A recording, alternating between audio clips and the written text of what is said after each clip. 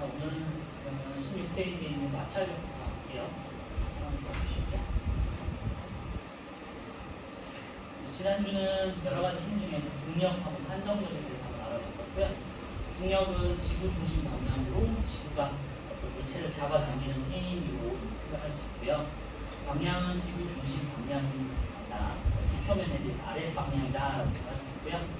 중력의 크기는 물체의 질량이 클수록 크다라고 한번 알아봤었죠. 중력하고 중력과 관련돼서 아래 방향으로 작용하는 탄성력을 알아봤었어요. 탄성력은 아래 방향으로 작용하기도 하지만 수평으로 작용하기도 하지만 이제 수철을 많이 사용하기 때문에 이제 아래 방향으로 작용하는 중력에 대해서 탄성력과 같이 한번 알아봤었고요. 자, 오늘은 이제 마찰력과 부력에 관한 건데요. 마찰력은 어떤 힘에 대해서 반대 방향으로 작용하는 힘이죠. 제가 어떤 이제 책상을 밀 때 반대 방향으로 이제 책상을 반대 방향으로 이렇게 밀어주는 힘이 있죠. 그래서 움직이지 못하게 하는 힘이라고 할 수 있고요.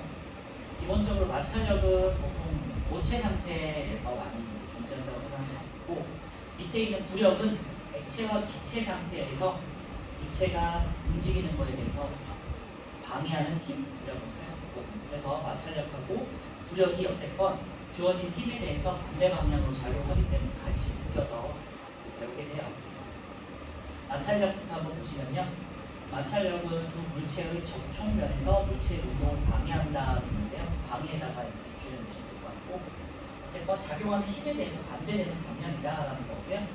그래서 우리가 앞에서도 말씀드렸지만 힘의 크기와 힘을 정의할 때 크기와 방향이 중요하다고 했잖아요. 작용점, 크기, 방향, 이게 이제 힘의 3요소인데, 작용점이라는 건 보통 우리가 이제 일반적으로 중등에서는 내가 힘을 주는 거니까 이제 고려 안 할 수도 있겠지만, 방향과 크기는 고려되겠죠. 방향은 마찰력의 방향, 작용하는 힘에 대해서 반대 방향이다. 그래서 한번 잘 기억해 주시고 기출해 놓으세요. 반대 방향.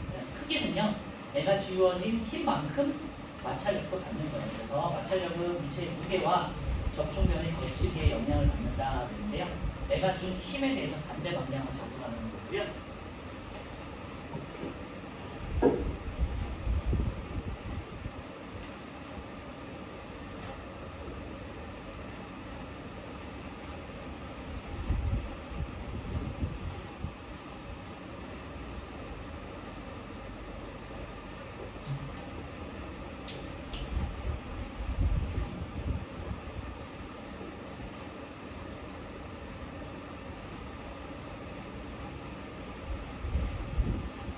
마찰력은 크게 영향을 주는 요인은 크게 두 가지가 있는데요. 물체의 무게랑 그다음에 물체의 거칠기, 재질이 되겠죠. 그래서 물체의 무게라는 거는 무거울수록 이제 마찰력도 크다는 거고요. 무거울수록 중력대에 대해서 이제 누르는 힘이 크니까 내가 미는 것도 더 커진다는 거고요.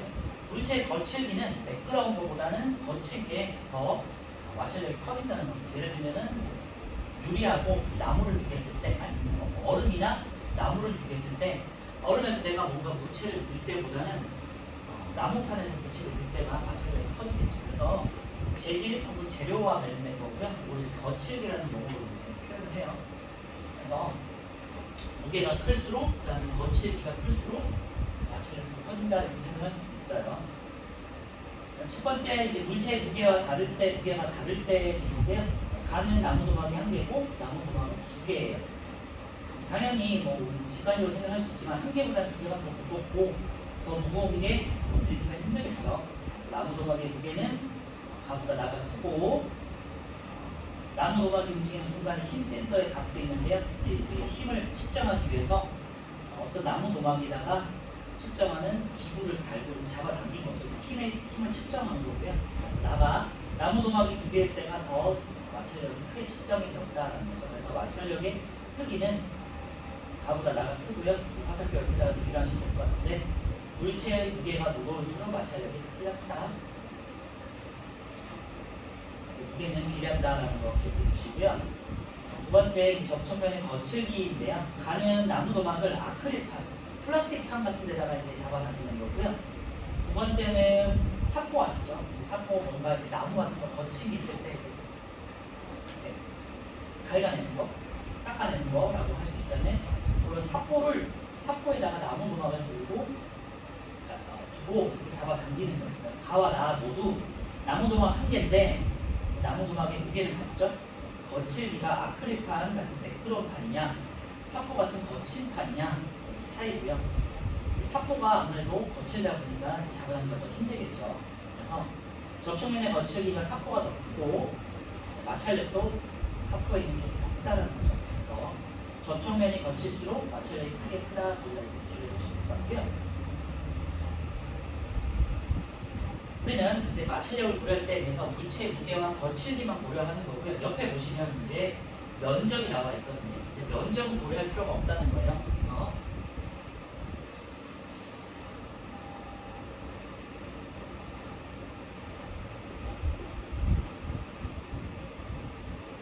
예를 들면 나무 도막을 같은 나무판에다가 나무 도막을 한 개를 가로로 두는 데랑 한 개를 세로로 뒀을 때 무게는 같잖아요.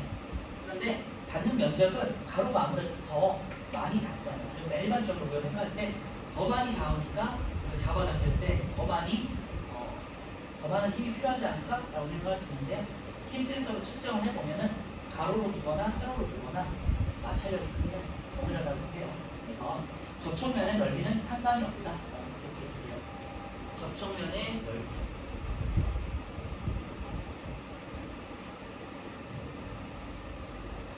접촉면의 넓이 혹은 이제 나무 도막 같은 물체가 닿는 면적은 고려하지 않는다고 했죠. 그래서 물체의 무게와 비교하고 물체의 거칠기에 따라서 마찰력이 영향을 받는다라는 것만 기억해 주시면 될 것 같고요.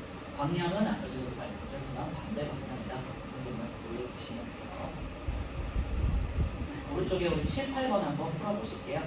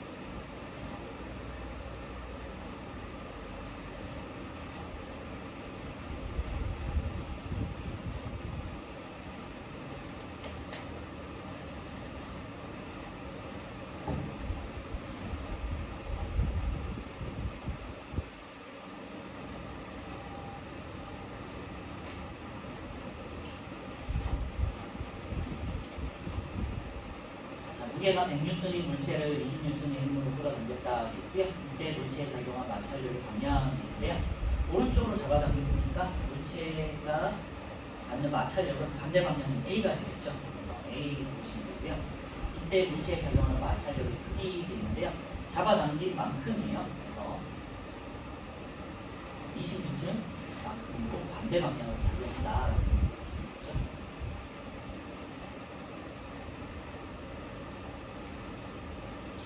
자, 8번은요. 마찰력은 두 물체 사이의 접촉면에서 물체의 운동을 방해하는 힘이겠죠. 이제 반대 방향으로 작용을 방해하는 힘이 되겠고요. 그래서 반대 방향이다. 마찰력은 물체의 무게가 클수록 물체의 무게가 무거울수록 마찰력이 커지죠. 크기 때문에 A와 B 중에서 마찰력이 더 크게 작용하는 것은 나무 도막이 한 개인 A보다 나무 도막인 B가 더 마찰력이 더 커지겠죠. 그래서 B다. 이제 쉽게 고르실 수 있으시겠죠.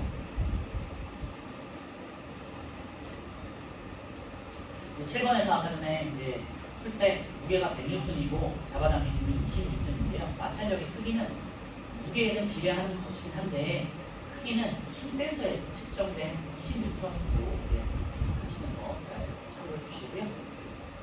이제 왼쪽에 16페이지 다시 돌아와서 마찰력의 이용을 볼게요. 마찰력의 이제 방향과 크기는 그렇게 어렵진 않았었는데 크기에서 무게와 거칠기만 고른다. 두 개만 골라주시면 될 것 같고요. 네, 마찰력의 이용을 보시면요. 마찰력을 크게 하는 경우와 마찰력을 작게 하는 경우 일상생활에서 마찰력이 어떻게 사용되는지 한번 보는 건데요. 첫 번째 이제 마찰력을 크게 하는 경우 우리 학교 같은 데서 아니면 일반적인 건물 같은 데서 계단 끝에 뭔가 이제 가로로 넓은 판이 같은 게 이제 붙어 있는 경우가 있어요. 고무판이라든지 금속으로 된 것들이 붙어 있는 경우가 많거든요. 그래서 계단 끝에 미끄럼 방지 패드가 붙어 있지 않겠죠. 그래서 미끄러지지 않도록 마찰력을 크게 하는 경우고요. 두 번째는 눈 오는 날 자동차 타이어에 체인을 감는다는데 경험을 해보신 분도 있을 거고 아직은 뭐 경험이 없을 수 있는데요. 이제 아빠 엄마 차를 타고 이제 어디 놀러 갔을 때 눈이 와요. 그러면은 차를 세우고 밖에다가 체인이라고 해가지고 쇠사슬 같은 거를 금속으로 된 이제 사슬을 이렇게 감는 경우가 있거든요. 그걸 이제 체인이라고 해요. 그러면 눈이나 뭐 얼음판을 갈 때 덜 미끄러지고 잘 이제 바퀴가 올 수 있겠죠. 바퀴가 고무다 보니까 일반적으로 얼음이나 눈 위에서는 잘 미끄러지거든요. 그래서 마찰력을 크게 하기 위해서 체인 같은 걸 감는다. 그리고 세 번째, 설거지를 할 때 사용하는 고무장갑 손바닥 부분이 이제 울퉁불퉁하다는 얘기인데요. 이거는 이제 고무장갑 같은 거 한번 보시면 앞에가 뾰족뾰족하게 나와 있어요. 이제 그릇 같은 거 잡을 때 덜 미끄러지도록 이제 고무판에 고무장갑 앞쪽에 뾰족뾰족하게 나와 있는 경우가 있고요. 그 다음에 여러분들 목장갑 같은 게라고 해가지고 작업할 때 쓰는 장갑 같은 것들 보시면 앞쪽에 이렇게 덜 미끄러질 수 있도록 이렇게 고무 같은 것들이 발라져 있는 경우가 있어요. 그래서 이런 것들이 이제 마찰력을 크게 하는 경우고요. 반대로 마찰력을 작게 하는 경우가 있는데요. 더 잘 미끄러지게 하는 게 되겠죠. 예를 들면 뭐 수영장에서 미끄럼틀에 이제 물을 뿌리는 경우, 수영장을 갔는데 여러분들이 이제 수영복을 입고 미끄럼틀을 탔는데 물 같은 게 없으면 이제 내려갈 때 굉장히 쓸리면서 아플 수 있겠죠. 마찰력이 커지니까. 그래서 이제 물을 뿌려주죠. 그러면은 잘 미끄러지게 해줄 수 있고요.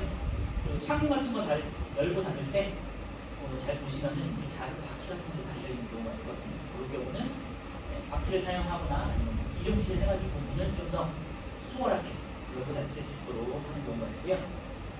잘 미끄러지게 하는 거죠. 그리고 자전거 같은 거 타보신 친구들은 아시겠지만 기계나 뭐 자전거 같은 체인이 이제 오래 사용하다 보면 빡빡해질 수 있어서 거기다 이제 기름칠 같은 걸 많이 하거든요. 그래서 윤활유 같은 기름을 뿌리면 조금 더 이제 잘 굴러갈 수 있게 체인이 잘 돌아갈 수 있게 해주죠. 그래서 우리 일상생활에 마찰력 같은 걸 이렇게 쓰고 있다는 거고요. 아니면은 보통은 마찰력을 작게 하는 경우에 우리 스키 같은 경우도 마찰력을 작게 하는 경우가 있죠. 아니면은 썰매 같은 거 탈 때도 썰매 탈 때 우리 날이 굉장히 얇고 날카롭게 있잖아요. 잘 미끄러지게 할 수 있도록 하는 경우가 되겠죠. 이런 것들이 이제 마찰력을 작게 하는 경우가 있고요. 자, 오른쪽에 9번 한번 같이 볼게요. 마찰력이 커야 편리한 경우와 마찰력이 작아야 편리한 경우가 있는데요. 마찰력이 커야 편리한 경우는 덜 미끄러진다는 거잖아요. 그래서 여기 보면은 기업 같은 경우는 마찰력이 작아야 되겠죠. 스키를 탄다 잘 미끄러지다는 거니까. 그래서 날카롭고 스키 같은 경우는 얇게 돼 있고요. 길 위를 걷는다든지 이거는 마찰력이 커야겠죠. 그래서 앞으로 우리가 지문 같은 거 보실 때 우리가 길 위에 서 있을 수 있는 이유는 중력과 마찰력 때문이에요. 그리고 마찰력 때문에 우리가 이제 발을 딛고 앞으로 이렇게 나갈 수 있는 거죠. 이렇게. 길 위를 걷는다는 마찰력이 커야 되겠고요. 얼음판 같은 데서 그래서 잘 미끄러지는 이유가 마찰력이 작기 때문이죠. 디귿은 바이올린을 켜서 소리를 낸다 되는데요. 바이올린 같은 경우에 이제 뭐 송진이나 무슨 가루 같은 걸 뿌리잖아요. 그러면 덜 미끄러지게 해서 소리가 나게 하죠. 그래서 마찰력이 커야 편리한 경우에 들어가고요. 창문을 여는 거는 당연히 마찰력이 작아야 잘 미끄러지면서 잘 열리겠죠. 투수가 야구공을 던진다 되는데요. 공 같은 거 던질 때 우리가 이제 야구공에 실밥이라고 해가지고 잘 손에 덜 미끄러지고 실밥 같은 게 이제 감겨져 있는 경우가 있고요. 그 다음에 투수들이 공을 던질 때 뭔가 손에다가 가루 같은 걸 바르잖아요. 그러면 조금 더 마찰력이 커서 공을 잘 던질 수가 있겠죠. 그래서 투수가 야구공을 던진다. 이건 마찰력이 커야겠고요. 마찰력이 작으면 미끄러지니까. 미끄럼틀을 탄다 된 경우는 이제 마찰력이 작아야겠죠. 마찰력이 크면은 이제 화사 같은 거 크게 당할 수 있기 때문에 마찰력을 작게 해야겠죠. 미끄럼틀 탄다는 거. 정리하면요. 스케이트나 스키, 그 다음에 창문을 연다, 그리고 미끄럼틀을 탄다, 이런 것도 마찰력이 커야 편리한 경우가 되겠고요. 니은하고 디귿하고 비급. 길이를 걷는다, 바이올린을 켠다, 미끄럼틀. 길이를 걷는다, 니은하고, 바이올린을 켠다, 디귿하고, 투수가 야구를 던진다, 이음. 이게 이제 마찰력, 화약필력 경우가 되겠죠. 그 다음에 스케이트 스키는 나, 그 다음 창문, 미끄럼틀, 기역, 리을, 비읍. 이런 것들이 이제 마찰력이 잘 필요한 경우가 되겠죠. 그래서 우리가 두 물체 사이에 작용하는 반대로 작용하는 힘을 우리가 마찰력으로 정했었고요. 작용하는 힘에 대해서 방해하는 힘이다, 반대되는 방향이다, 이렇게 마찰력을 정할 수 있고요. 그리고 크기는 물체의 무게와 그리고 거침에 따라서 달라진다라고 정했었어요. 그리고 단면적 혹은 접촉면 넓이는 고려하지 않는다까지 정리해봤거든요. 부력을 한번 볼게요. 부력은요, 이제는 앞에서는 우리가 마찰력 같은 경우는 보통 이제 고체 상태, 물체들끼리 접촉할 때의 상태를 썼고요. 부력 같은 경우는 액체나 기체 상태에서 있는 물체를 이제 위로 올리는 힘인데요.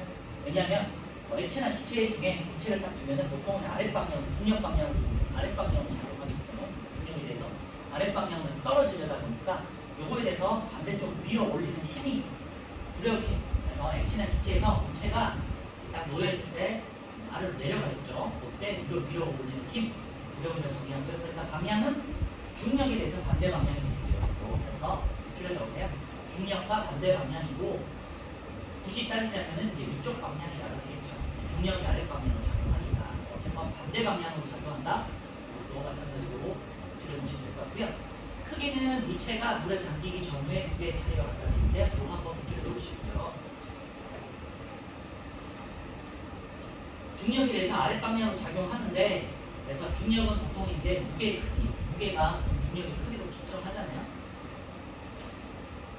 그래서 아래 방향으로 작용하는데 위로 이제 어느 만큼 위로 올릴 거 아니에요. 물 같은 경우 이제 물에다가 어떤 물체를 딱 뒀을 때 물이 어떤 물체를 위로 올리겠죠. 그래서 물 바깥에서 측정했을 때랑 물 안에서 뭔가를 측정했을 때 무게값이 달라져요. 그래서 오른쪽에 있는 그림을 보시면요, 물 이제 비커 안에 넣을 경우가 있고, 비커에 넣기 전에 이제 어떤 물체를 쟀을 때 10뉴턴이 나왔어요.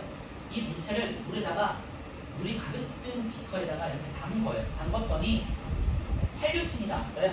그러면은 10에서 8뉴턴을 빼면 2뉴턴이잖아요.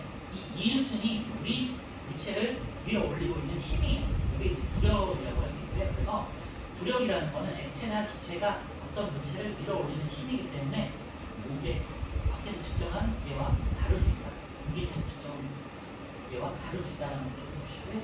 그래서 부력의 크기라고 이제 있는 부분 한번 보시면요, 물 밖에서 물체 무게를 재고요. 그 다음에 물 속에서 물체의 무게를 재는 거를 뺄값이다. 이렇게 하시면 되죠.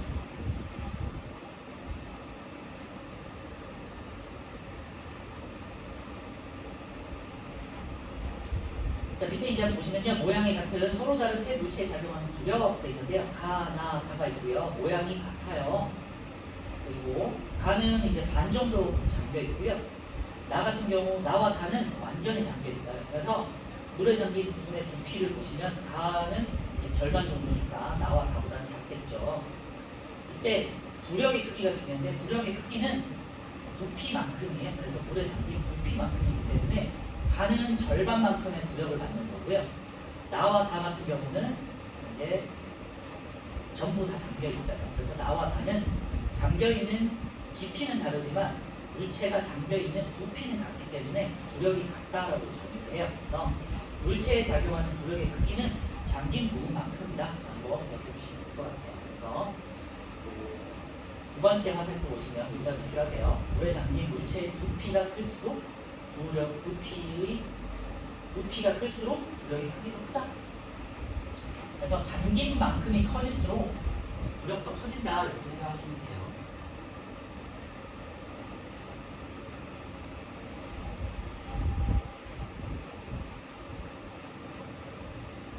그리고 가와 나 같은 경우는 이제 가는 완전히 위에 떠 있는 경우고, 나는 중간에 떠 있긴 하지만 어쨌든 물에 떠 있잖아요. 이런 경우는 중력과 부력이 같은 경우가 되겠고요. 다 같은 경우는 가라앉아 있잖아요. 그러면은 부력보다 커서 아래쪽으로 이제 가라앉는 경우가 돼요. 두 가지를 고려할 수 있는데요. 세 가지를 고려할 수 있는데,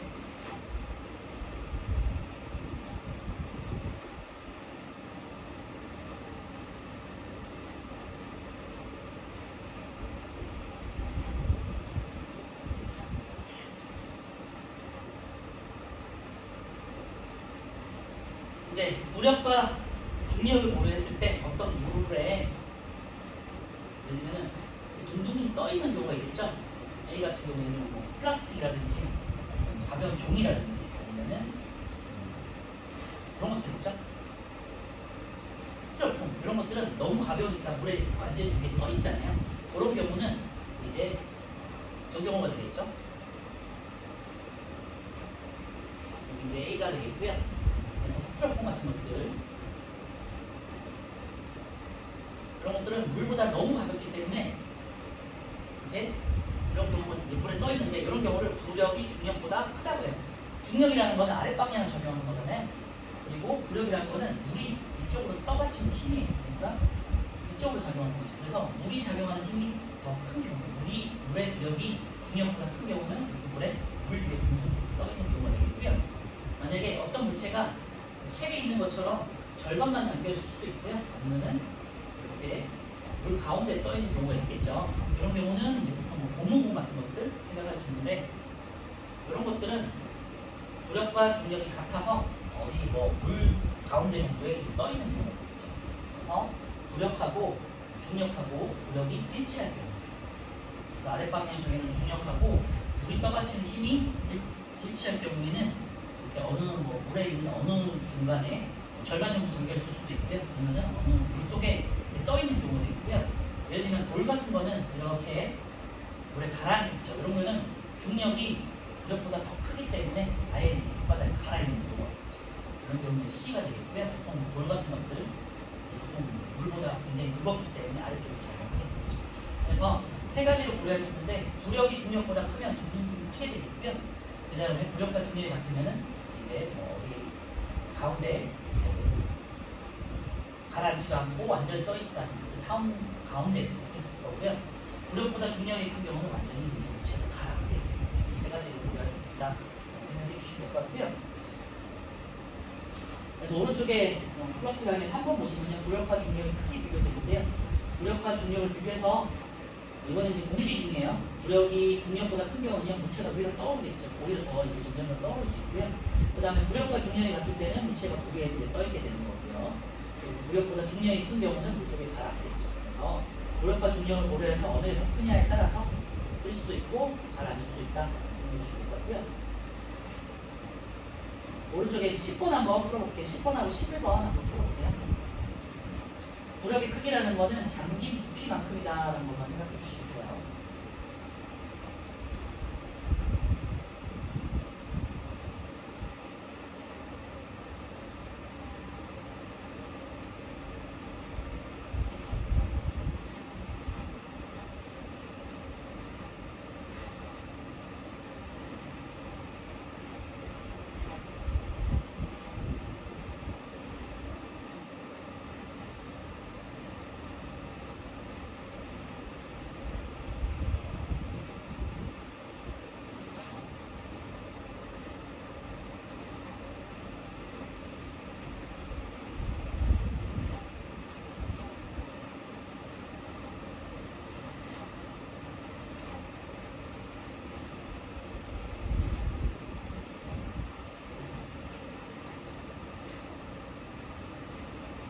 네, 10번에 1번은요. A는 나무 도막에 작용한 부력이 되겠죠. 네, 물이 이제 물체를 떠받치는 힘 A가 되겠고요.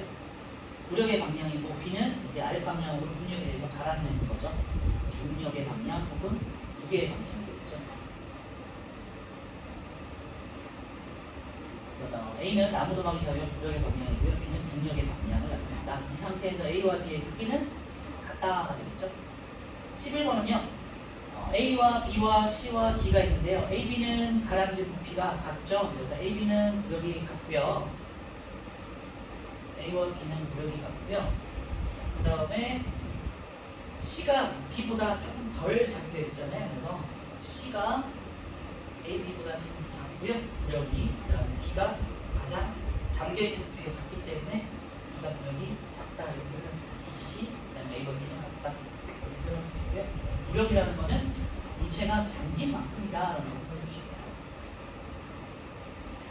이제 이번에 부력의 이용인데 부력은 보통 이제 우리 잠수함 같은 데서 많이 사용하는데요. 오른쪽에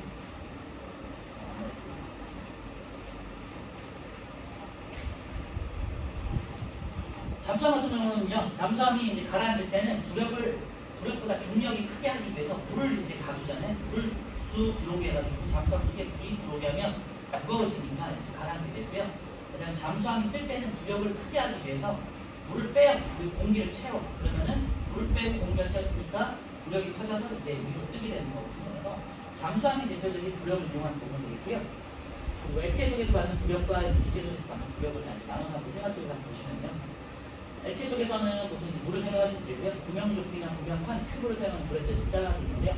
구명조끼, 그 다음에 구명환, 튜브의 공통점은요. 안에 이제 공기가 들어있어서 공기층이 들어있어서 좀 가볍죠. 그래서 물보다 부력을 크게 해가지고 뜨게 하는 경우가 되겠죠. 그리고 무거운 배가 부력을 이용해서 물에 뜬다는 얘기인데요. 배도 마찬가지로 이제 가라앉을 때 부력을 이용해가지고 이제 뜬다는 거고요. 그래서 배 같은 경우는 일반적으로 짐을 싣지 않을 때는 배가 이렇게 이제 조금만 잠겨 있을 거 아니에요? 그런데 이제 컨테이너선 같은 경우 배가 물건을 많이 실으면은 컨테이너 같은 걸 치우면은 깊이 잠기게 되잖아요. 그래서 물에 잠기는 부피도 커져요. 그래서 잠기는 부피가 커지기 때문에 컨테이너 같은 경우는 잠기는 부피가 커지면은 부력도 커지기 때문에 그렇게 배가 안전하게 운행을 할 수 있다고 해요. 그래서 배 같은 경우는 짐을 실어도 가라앉지 않는 이유가 물에 잠기면 잠길수록 부피가 커지기 때문에 부력이 커져서 잠기지 않고 뜰 수 있다는 거고요. 그리고 이제 잠수함 같은 경우는 아까 말씀드렸지만 부력과 중력을 이용해서 끌고 가라앉는데 물을 채우면은 중력이 무거워지니까 중력에 대해서 무게가 무거워지니까 가라앉고 공기를 채우면 이제 가벼워지니까 뜬다는 거고요. 오른쪽에 이제 기체에서 받는 부력은 공기 중에서가 되겠고요. 열기구 생각하시면 되겠고, 열기구 같은 경우는 공기를 따뜻하게 데워서 공기를 부피를 크게 해요. 그러면은 가벼워지기 때문에 뜨게 되겠죠.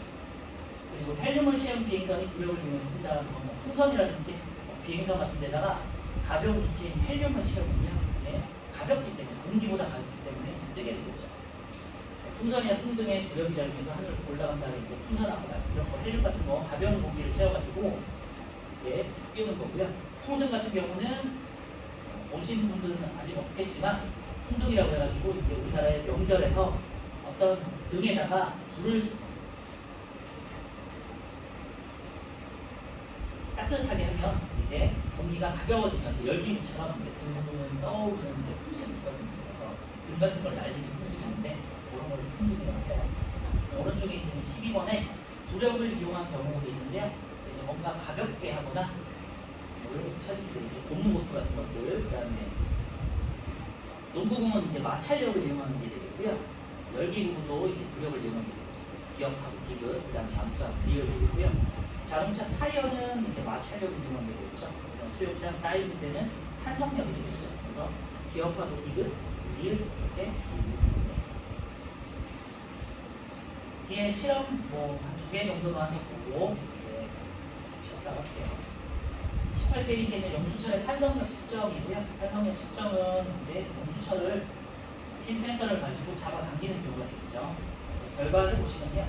영수철이 늘어난 거리는 탄성력의 크기에 따라서 0.38일 때 5cm, 0.75일 때 10cm, 1.11일 때 15cm, 1.47일 때 20cm 이런 식으로 해서 거의 비례한만큼 증가한다는 거고요. 잡아당기는 힘만큼 영수철이 늘어난다는 거죠. 그래서 우리 기차는 뺐지만 주어진 힘만큼 영수철이 늘어난다, 탄성력이 커진다라고 생각하시면 되고요. 정리 같은 경우는 영수철의 탄성력 크기는 영수철의 늘어나는 길이에 비례한다라고 지난주에 썼죠. 밑에 그림을 보시면요, 추 한 개일 때, 2개일 때, 추 3개일 때 이렇게 늘어나는 길이를 이제 잰 만큼이 밑에 나와 있고 그래프로 그렸더니 비례하는 그래프가 나왔다라는 거죠. 영수철 같은 경우는 이제 비례하고 방향만 반대로 올려주시면 되는 거니까 어렵지 않으실 거고요. 대신에 이제 영수철의 원래 길이를 빼줘야 된다는 것만 잘 참고해 주세요. 문제를 풀 때 늘어난 길이는 총 길이에서 원래 전체 길이, 원래 길이를 빼준 만큼 늘어난 길이가 되겠죠. 그것만 보여주시면 되고요. 넘겨서 이제 20페이지에 부력의 크기 측정을 볼게요. 부력의 크기는 보통 이제 우리가 물에다가 어떤 물체를 넣었을 때 많이 측정하고요. 물 바깥에서의 무게에서 물에 넣었을 때 무게를 뺀 값이 부력이라고 했죠. 그것만 잘 기억해 주시면 되고요. 또 다른 방법이 있는데 오른쪽에 있는 6번처럼 어떤 물체를 딱 넣었을 때 물이 넘쳐 흐를 거 아니야. 여러분들이 뭐 사우나 같은데 목욕탕 같은 데 가시면은 욕탕에 딱 들어갔을 때 물이 넘치잖아요. 그래서 그 넘치는 만큼이 이제 부력의 크기라는 거예요. 그렇게 이제 두 가지를 잴 수 있다는 거예요. 다시 왼쪽에 이제 실험을 보시면요.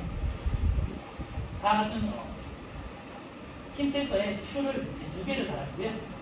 이때 이제 3번을 보시면요. 결과가 1.96N 나왔어요. 이제 바깥에서 물 바깥에서는 1.96N 나왔고 이 추를 한 개만 잠겼어요. 한 개만 잠궜는데 1.85N이 나왔어요.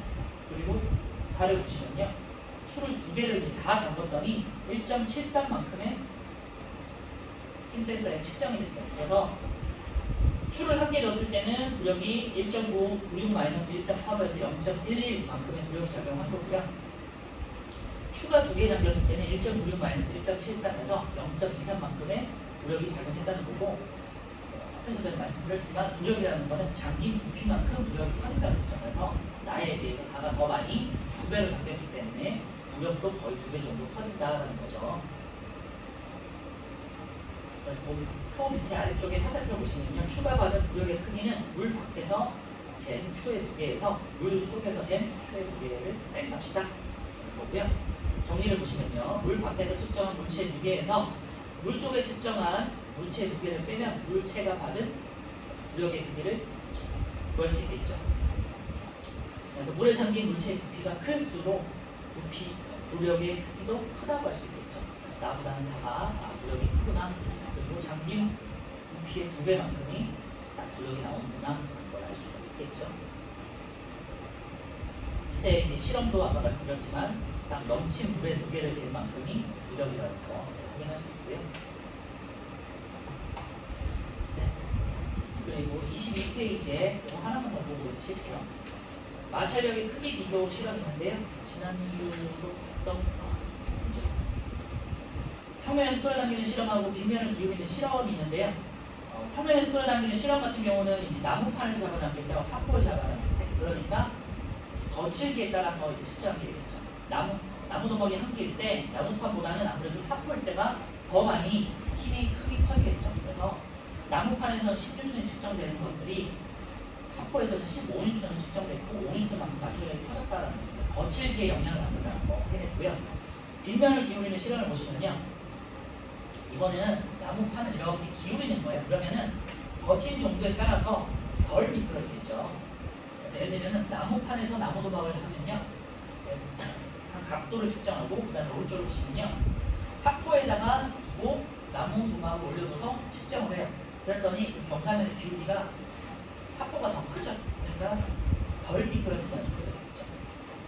그리고 이런 것들을 많이 하는데, 그러면은 예를 들면은 유리판 혹은 유리판이나 아크릴판, 그 다음에 나무도막, 그 다음에 사포를 매겼을 때 경사면의 기울기는 가장 큰 거는 이 사포가 되겠고, 그 다음에 나무판, 그 다음에 유리판이나 아크릴판 같은 경우는 잘 미끄러지니까 경사면의 기울기가 가장 완만하겠죠.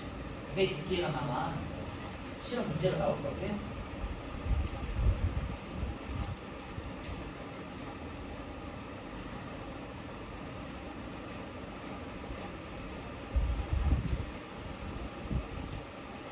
문제 풀다 보면 아마 보실 거니까 참고해 주시고. 그래서 빗면을 기울이는 실험에서 결과만 보시면요. 그 그림 아래쪽에 나무도막이 미끄러지는 순간의 기울기는 가보다 나가 크다는 거잖아요. 그래서 마찰력의 크기가 클수록 미끄러지는 순간 빗면의 기울기 크다. 일단 밑줄만 해놓으시면 될 것 같고, 나중에 다시 한번 보실 때 참고해 주시면 될 것 같아요. 기울기가 클수록 마찰력이 크다. 그런 거. 그래서 마찰력의 크기는 가보다 나가 크고요. 전천면이 거칠수록 마찰력의 크기가 크다라는 걸 다시 한번 확인하는 실험이겠죠. 네, 좀 쉬었다가 10분 좀 쉬었다가 진행합니다.